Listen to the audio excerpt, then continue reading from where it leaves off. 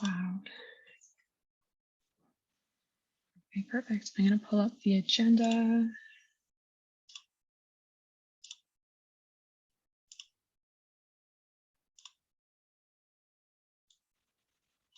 Okay, I hope everyone can see that. I just want to introduce Miriam, who's going to be our speaker for the AGM. She's also our Deputy Returning Officer for the elections, who has supported us this past year. So Miriam, I would like you to take it away. Thank you, Kaylee. Hello, everyone. Thank you for joining us today. So we'll start the AGM. I'll first go through the overview. So we'll first do the opening procedures, which include call to order, the territorial recognition, the establishment of quorum, and some notes from the speaker, and the approval of the agenda. And then I'll later pass it to Mr. Roberts for discussing new business. So I'll start by calling the meeting to order at 8 p.m. We begin this gathering by acknowledging the land on which we gather is the traditional territory of the Haudenosaunee and Anishinaabe people, many of whom continue to live and work here today. This territory is covered by the Upper Canada Treaties and is within the land protected by the Dish with the One Spoon Wampum Agreement. Today, this gathering place is home to many First Nation, Métis, and Inuit people, and acknowledging reminds us that our great standard of living is directly related to the resources and friendship of Indigenous people. So we'll move forward by establishing quorum. Today we have established quorum by having 25 or more than 25 people. And I would like to welcome everyone to the 2021 and 22 BUSU AGM, and thank you everyone for attending. I would like to remind you all to mute your microphones unless you're called upon to speak. And if you would like to turn your videos on, that's completely your choice. And we're recording the video. It will go on the BUSU's website later this week. For any motion that requires a vote, only undergraduate students may vote. And if you're not an undergraduate student, please refrain from voting. We'll move forward for approval of the agenda. So the motion is, be it resolved that the membership of Brock University Student Union approves the agenda for the 2021-2022 annual general meeting. May I please get a mover and a seconder?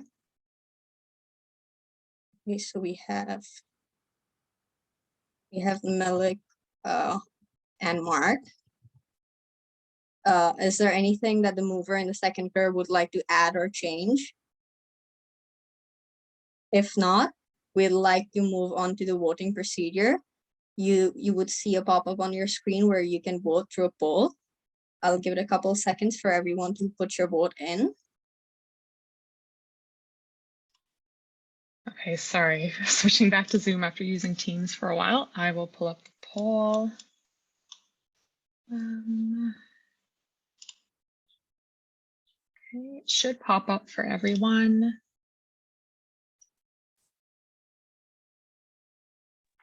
Is it secret ballot except for you, Kayla? You get to see it? So I only see the number for the people who have voted. I don't see the actual names. If there was a concern about non-Brock students voting, then after the Zoom call finishes, you can go into Zoom and pull up a report that shows how voting goes, but I don't typically do that unless there's an issue with it.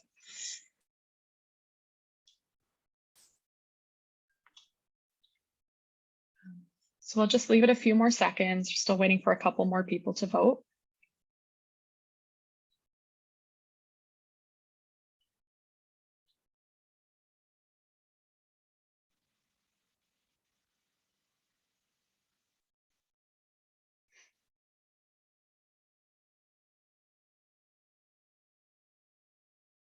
Okay, we'll do 10 more seconds.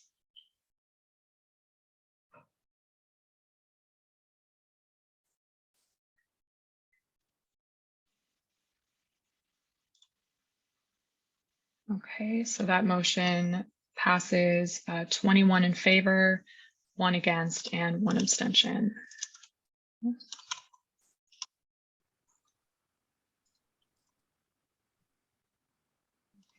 Perfect. Okay, Miriam, we can move on. Thank you. Okay, thank you everyone for voting. Now we'll move on to the new business where we'll discuss the presentation of the audited financial statements and the approval of the 2022 and 23 auditors, for which I'll pass it on to Mr. Robert.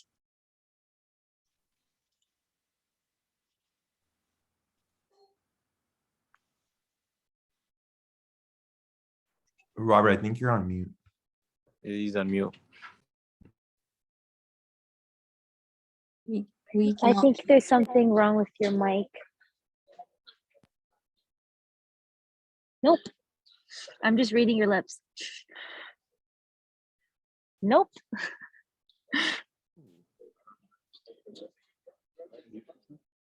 Maybe try taking Hear me the now? headphones out. Yeah. Yeah. we Yes, can hear you. yes. Perfect.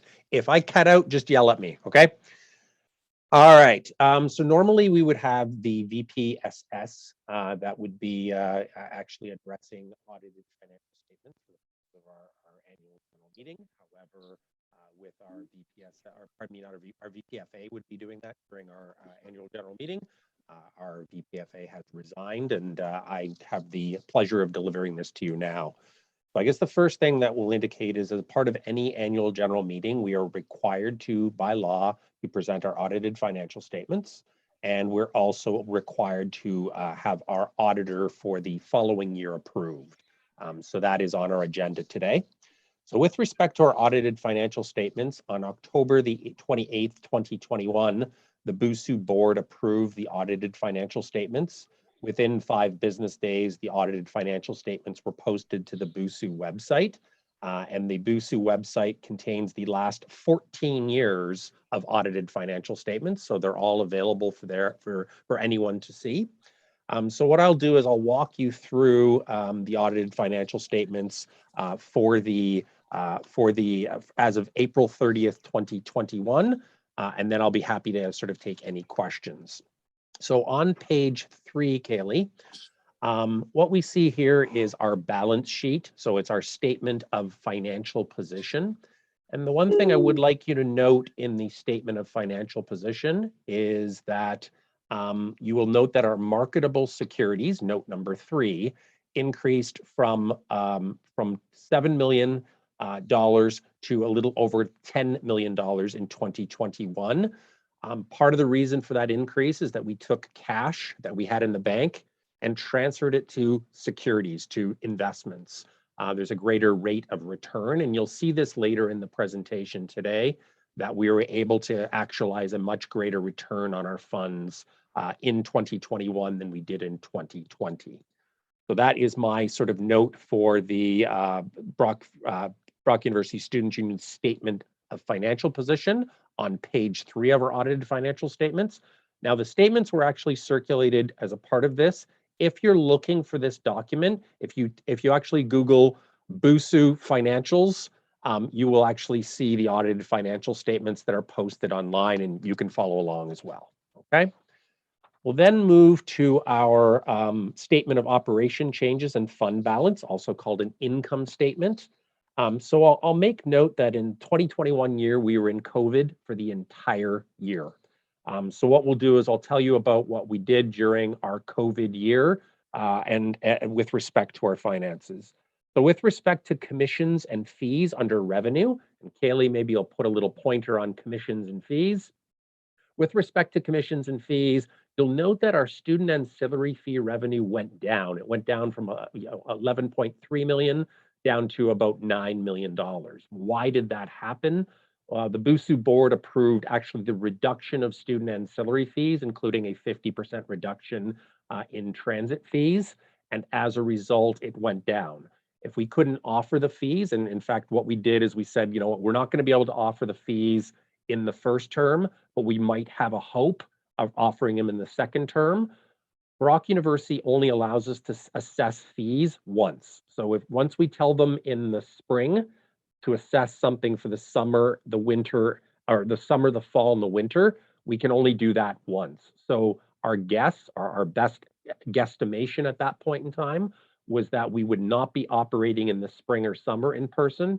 We would not be operating in the fall in person, but we had a hope of operating in the winter. So the fees were adjusted accordingly, but you'll note that our student ancillary fee revenue went down fairly substantially. You'll also note that in the revenue line item, product sales, sponsorship, rents and other income also declined. So in terms of product sales, it would typically be things like that are sold through our food and beverage and retail outlets. They did not operate. You'll also note that sponsorship went down from past years because we didn't have vendor fare, we didn't have tabling, we didn't have those opportunities. Finally, you'll note that our rent went down. We have Burrito Boys, Osa Sushi, our coffee shops are all leased from us, and they were not operating as well. So those revenues went down. And if you see, we went from about 13 million in revenue to approximately $10.5 million in revenue. So a fairly large decrease in the amount of revenue that we received. Okay.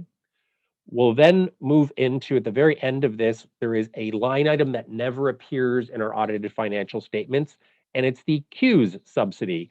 So it is the Canadian Emergency Wage Subsidy Program. And so as the Brock University Students Union, as we are a not-for-profit corporation, we said, listen, we don't want to, if we have the opportunity to offset some of these salaries for our staff because of our closure, because our revenue was down $2.5 million, how can we do that within the programs that were offered by our government? So we actually were able to collect last year about $310,000 through that program, which helped offset some of our wages. And when we go down to our expenses, you'll see that we also had to lay people off. So we actually laid people off and we further offset the wages. Anytime we're in the Students Union, we have to keep in mind that our monies are largely paid by our students, and we have a duty and a responsibility to our students to ensure that we're managing the funds provided to the organization in the most responsible manner. Okay. Moving forward with respect to cost of products sold, you'll see that our cost of products sold also fell. We just didn't sell as many products. With respect to equipment and property costs, we do pay our heat, our hydro, our water for this particular building. While we were closed, we turned our heat down. In the summer, we turned our air conditioning up. We cut off our water. We also, when I say cut off our water, we turned off our water at the source for many of the things that we use water for. So what we really did is we operated a building to just keep the pipes from freezing, and on the flip side, to keep other things from boiling.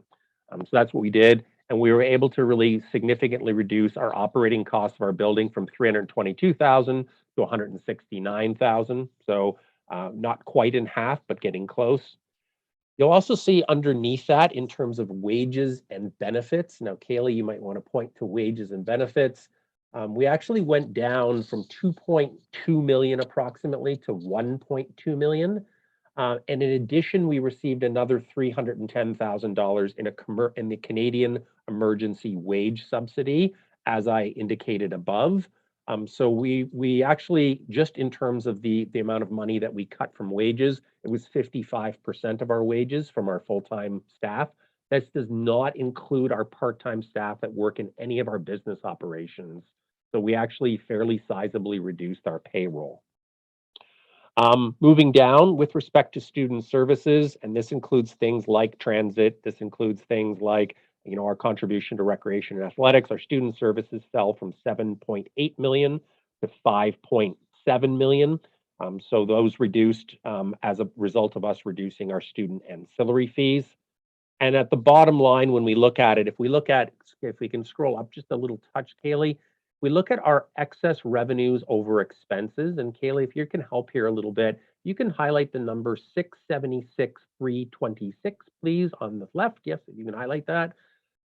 That amount is what we finished in surplus. Now, why did we finish in this much surplus? We are a not-for-profit. We don't really love to finish in surplus. We finished in surplus because we had to project that we would be functional in the winter, and we had to do that in the spring. So as a result, we collected a little bit more money than we would have liked to, but we also did reduce the student ancillary fees by $2.5 million. So we did what we could, but we did wind up in a bit more of a surplus than we would like. Kaylee, if you could also highlight the number to the immediate right, which is the 1,099,517 number, that is the amount of money that we have in unrestricted surplus. And we actually had our public accounting firm do some work with us, and they indicated that our unrestricted surplus should be between 1.1 million and 1.35 million as a not-for-profit of our size. So we're certainly slightly under, just slightly under where we should be. So even though we did run a surplus of $676,000, we're still slightly under, just slightly under where we should be from an unrestricted surplus. And why do you need an unrestricted surplus? You need an unrestricted surplus for times like COVID. And I might argue that we had too little money coming into COVID with a little over $300,000 in, if we look at the fund balance. If we go, Kaylee, just to fund balances beginning of year, at $362,000, $362,190. We look at that number, that's all the money we had in unrestricted amounts to deal with COVID. Probably far too little with the fact that we ran surplus that was maybe a little too big. We're getting closer to maybe where we should be moving forward, okay? I'll take any questions we have at the end, but there's a couple other things that I want to sort of note for you. And on page 9, Kaylee. Again, we will see item number 3, marketable securities. Again, we will see that we went from 7 million to 10 million. Largely, that was a transfer of cash to marketable securities for a greater rate of return. The other thing that I'll note is that we actually did better in our investments, and I'll show you that in just a quick moment. Haley, if we can go forward to slide or page 11 in the report, internally restricted fund balances. And if you can scroll up so we can actually see the funds, all of them. So how BUSU operates is all funds that come into the Brock University Students Union that come from student ancillary fees are tied to a memorandum of understanding with our students. So all of these fees have been voted on by the students, and BUSU as a corporation has a memorandum of understanding with you as students. And so if we take in money, for example, in the green levy, we can only spend it in the green levy. And in terms of the money spent in the green levy, it can only be spent in the items outlined in the memorandum of understanding in the green levy.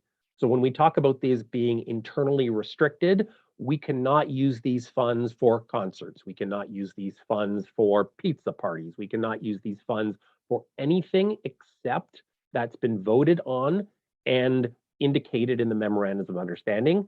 And that is just kind of a note that I wanted to make on our internally restricted fund balances for both 2020 and 2021. And then I think my final point is around investment income, and it's item number 12 on page 12, Kaylee, about midway on the page. So if we look at our investment income in 2020, we actually had money in investments. We actually lost $150,000. What we also did in the middle of that year is we did consult a public accounting firm. We developed an investment strategy. You'll see that in our annual report last year. And we basically reworked our investment strategy of what we are going to do moving forward. And we were able to improve our investment returns from $150,000 negative to $950,000 positive. So what we were able to do is through engaging some support, we were able to improve our return on the funds for the students that have them invested. So that concludes my report on behalf of the VPFA on our audited financial statements. I'm happy to take any questions.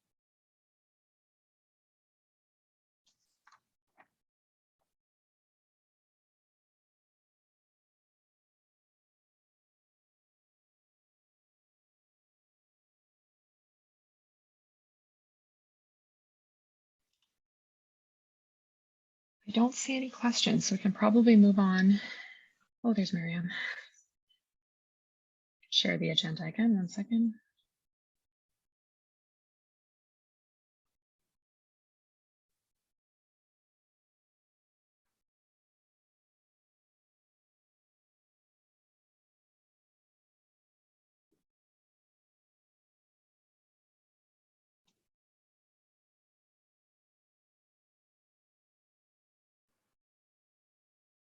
So we'll now move, thank you, Robert. And now we'll move on to the approval of 2022 and 2023 auditors. So the motion is the membership of Brock University Students Union approve Grant Thornton as the 2022 and 2023 auditors. And I would just like to ask, is there something Mr. Robert would like to add on for this, or do we just move on? Miriam, thank you. I just I will add, everybody can hear me. Give me a thumbs up, Kaylee, because I can see you. Okay, perfect. So the one thing I will mention is that it is typically a requirement to every certain number of years change audit firms. If you look on our audited financial statements, you will actually see Grant Thornton multiple times. It's not exclusively Grant Thornton because we have 14 years posted. Why you would change audit firms is because an audit firm can get quite complacent with your audit. The reality in the situation, I've been involved with BUSU for 4 years and we've had 3 auditors. We will have a different auditor next year if we move forward with Grant Thornton. We will also have a different audit manager. So typically your auditor works for a manager. The audit manager also moved on from Grant Thornton. So we've had a fairly dynamic environment by which the auditor and the auditor manager has changed quite frequently. Just before I actually arrived, BUSU went to a request for proposal. It's typically 7 to 10 years you retain someone for, but just before I arrived, and this is really my 4th year, we went through a request for proposal to determine who our auditor would be. We actually chose Grant Thornton again. That was the decision made at that time. But with respect to the role that I fit in, and quite frankly, you as students are auditing in part what I do, because we have a new auditor next year if we move with Grant Thornton, and because we have a new audit manager, because Aaron, who was our audit manager prior, has gone to a different firm, I think we're still well positioned to work with Grant Thornton moving forward. So thank you very much. Thank you very much, Mr. Robert. So do we get a mover and a seconder for the motion? Okay, we have Malik and Mark. And are there any questions or something that the mover and the seconder would like to add or change? If not, we'd like to move on to the voting session. You'll see the same pop-up again, where you can put in your votes, and we'll give it a couple seconds for everyone to put their vote in.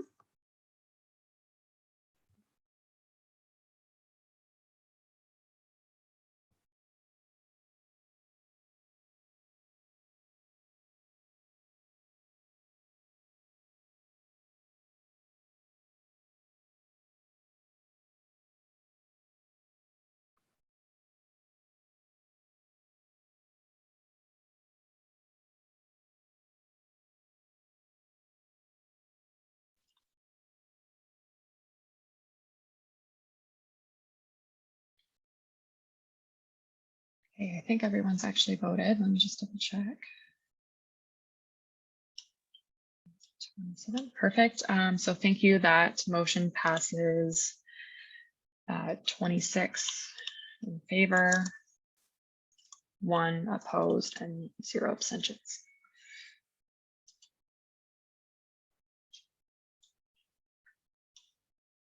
Okay, thank you everyone for voting. And thank you everyone for approving the auditors for 2022 and the 2023 year. We do not have any other motions for other businesses. So once again, I would like to thank you everyone for attending the meeting today. And a reminder that everyone on BUSAG will be asked to join the BUSAG Zoom call immediately following this meeting. So I would like to take a mover to adjourn this meeting. So can I get a mover? Okay. So I got a mover, Malik. And I would adjourn the meeting. Thank you everyone for attending.